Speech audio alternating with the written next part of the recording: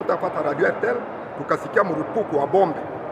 Sisi tukawaza inawezekana ni askari zetu wanagombana na wanalu kupoli, ndio inaacha wanafanya ile bombe kule kupori.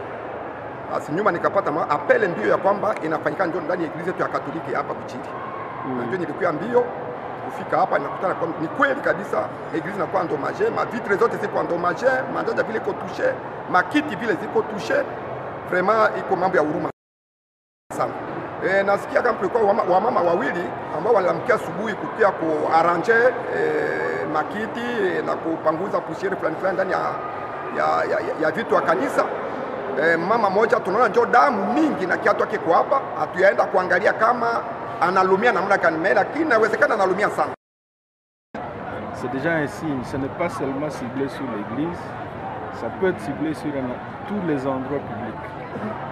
Alors c'est un début et qui nous alerte pour faire attention. Faire attention parce que celui qui a fait ça ne sait pas de qui il s'agit, de quoi il s'agit, mais certainement c'était pour faire du mal. Et heureusement nous avons la chance que ça. Et qu'il n'y avait que 2 personnes qui étaient en train, on ne sait pas encore leur état de santé, comment ils s'en sont sortis. Mais sinon c'était pour viser une grande foule.